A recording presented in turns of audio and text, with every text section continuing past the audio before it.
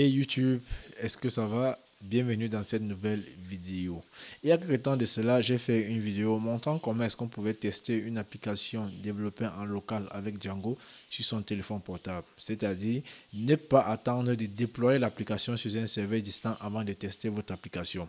Juste en développant votre application en local, il était possible donc de pouvoir tester cette application sur un téléphone portable, sur une tablette ou sur n'importe quoi, même sur une autre machine. Ok? Et j'ai fait dans une vidéo montrant comment on pouvait le tester sur un téléphone portable. Et pour le test, j'avais utilisé un iPhone SE deuxième génération. Et il y a un abonné qui m'a laissé un commentaire demandant est-ce que c'est possible de tester un code uniquement HTML, CSS et JavaScript sur un téléphone portable comme on le fait souvent. Et là, la réponse aujourd'hui, c'est oui, c'est possible. Nous allons juste utiliser deux extensions sur VS Code. Nous allons utiliser Live Server et Live Preview. Ok. Et je vais vous dire la différence entre ces deux extensions que nous allons utiliser. Et après, nous allons le tester sur un iPad 6e génération et sur un Samsung S9. Là, vous verrez comment les choses marchent en live, les gars. Ok. Donc, j'espère que cette vidéo vous plaira. Et si c'était le cas, n'oubliez pas de vous abonner, de commenter, de liker et de partager comme vous savez le faire. Let's go.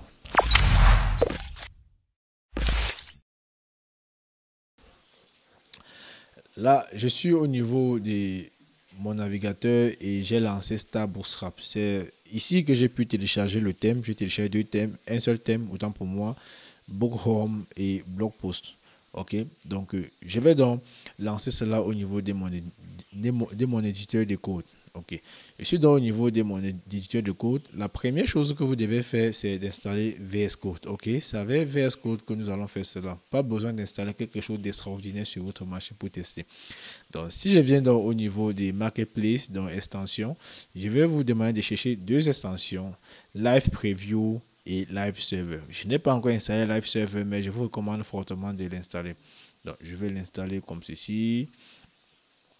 Ok, pendant que ça installe, nous allons utiliser Live Preview.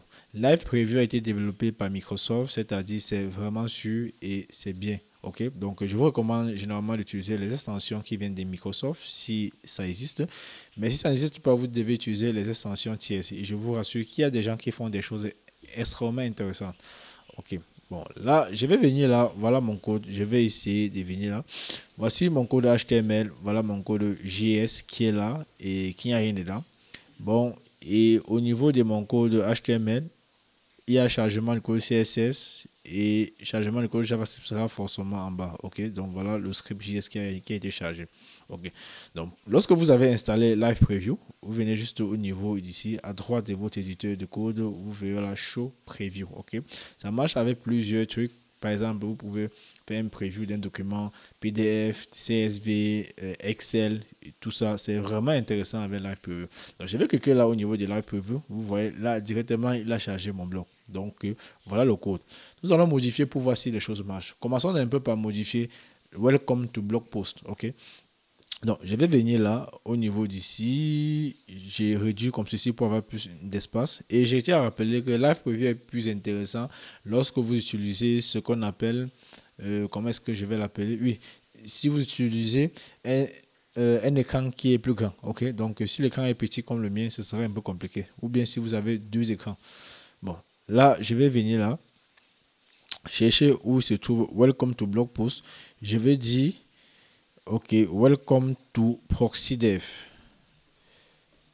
Vous voyez, quand j'écris, il y a la modification en temps réel. Vous n'avez pas besoin de sauvegarder pour voir le rendu ici. Donc, il y a le rendu en temps réel. Ok, donc je vais changer 2023 et je vais mettre 2024. Vous verrez là que c'est en temps réel.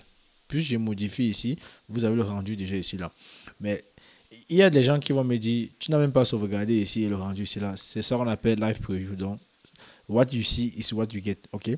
Donc, est-ce que il est possible de l'utiliser uniquement avec l'éditeur de test? Non, c'est faux. Ok. Ce que vous pouvez faire, c'est de copier ce lien ici là. Vous verrez bien que ça, c'est un navigateur. Donc, vous pouvez copier ce lien ici là. Ou vous pouvez venir juste ici. Vous allez voir Open to web browser, ok. Open in web browser, ok. Au lieu de l'ouvrir avec Safari, je vais prendre en priorité Google Chrome, puisque j'ai quelque chose à vous montrer ici sur Google Chrome. Voilà, donc, vous voyez, donc, je suis ici en local. Ce n'est pas un chemin au niveau des moniteurs. Je suis ici en local. Ça veut dire qu'il y a un serveur qui est en arrière. OK? Maintenant, lorsque vous êtes en train de développer une application HTML ou bien vous êtes en train d'intégrer une maquette, lorsque vous voulez vérifier que c'est responsif, ça, celui-ci est responsif puisque j'utilise Bootstrap. OK? Donc, vous pouvez faire un clic droit, venir au niveau des inspecter. Et au niveau des inspecter, vous choisissez celui-ci là, ordinateur, téléphone. Lorsque vous cliquez comme ceci, vous avez switché au niveau du téléphone. Ça, c'est un responsive qui est automatiquement sélectionné. Donc, vous pouvez choisir un téléphone mobile. Je prends iPhone SE. Vous verrez, c'est comme ça que cela sera affiché chez moi. OK? Donc, voilà comment est-ce que cela sera affiché chez moi. Maintenant, est-ce que c'est vraiment réel? Oui, c'est vraiment réel. Bon, je vais choisir un iPad. S'il y en a, iPad mini, bon, je n'ai pas iPad mini, on va prendre iPad Air. Voilà comment cela sera vu sur le iPad Air. Mais par contre, si vous n'avez pas le périphérique que vous voulez tester là, ici, vous pouvez toujours utiliser ces colonnes-là. Ça, c'est les tailles qui sont délimitées, ce qu'on appelle les media query. OK? Donc, vous avez ici là, le modèle, le mobile S. Voilà la dimension, 320 pixels. Ici, là, vous avez 375 pixels. Et vous avez ici la mobile L qui est 425 pixels. Au fur et à mesure, vous montez vers une tablette et vous montez vers les petits laptops. Donc, c'est un peu comme ça qu'on teste quelque chose pour voir si c'est responsive. OK? Et voir comment vous pouvez positionner vos différents éléments. Maintenant, est-ce que nous pouvons le tester sur un téléphone? Est-ce que nous pouvons le tester sur quelque chose comme une tablette ou un téléphone? Oui, c'est possible. La première chose que je vais faire, c'est de récupérer l'adresse IP de ma machine. Puisque je vous ai dit, il faut se rassurer que vous êtes connecté sur le même terminal. OK? Donc, sous macOS, c'est ifconfig et sous Windows, c'est ipconfig. Je vais un peu zoomer pour que ce soit clair pour tout le monde. Je viens sur l'interface 0. C'est ici là que je vais récupérer mon adresse MAC. Donc, voilà l'adresse IP, autant pour moi. C'est ici que je récupère mon adresse IP.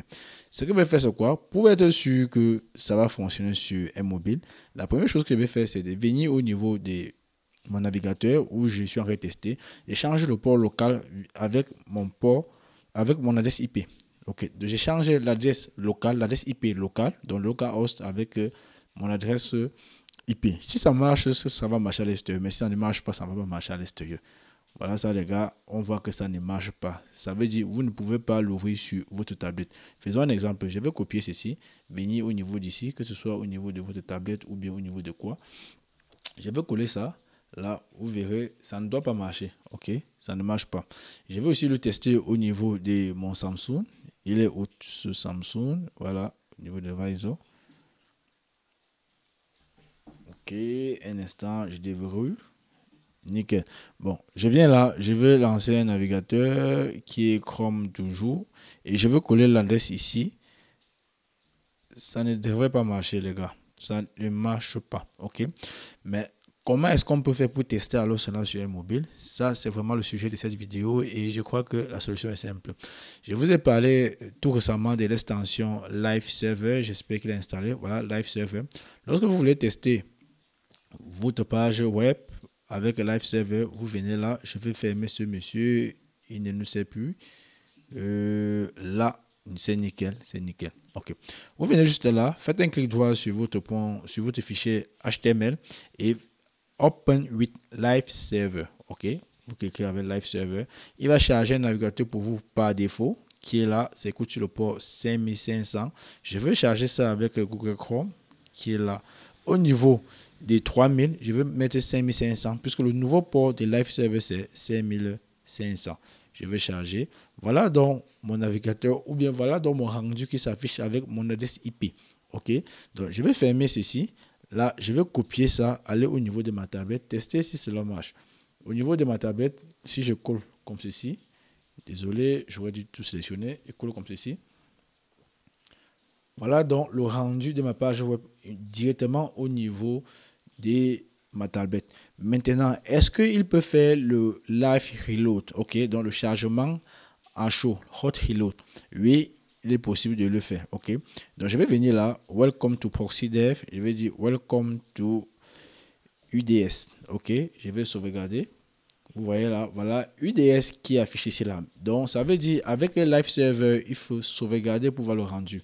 Mais avec live preview, lorsque vous saisissez, le rendu se fait automatiquement sur le navigateur intégré dans VS Code. Donc voilà un peu la différence. Alors on peut tester cela sur le téléphone mobile qui est le Samsung, pour voir si nous aurons la même chose. Ok, je vais lancer ça comme ceci. Je clique, voilà la même chose. Donc, vous avez quelque chose de vraiment responsif là. Ok, donc c'est hyper responsif. Donc, si je reviens au niveau d'ici, je modifie, je mets là, welcome to block. Ok, je sauvegarde. Niveau tablette, c'est bon. Niveau ordinateur, c'est bon. Et niveau mobile, téléphone Android, c'est bon. Ok, j'espère que cette vidéo vous aura plu. Je vous donne rendez-vous dans la prochaine vidéo où nous allons voir comment démarrer un serveur Laravel sur un ordinateur en local et tester sur plusieurs périphériques. D'ici là, n'oubliez pas de commenter, de liker, de partager. Et si vous avez donc des questions ou bien des sujets que vous aimeriez que je traite avec vous, laissez un commentaire. D'ici là, portez-vous bien. Peace.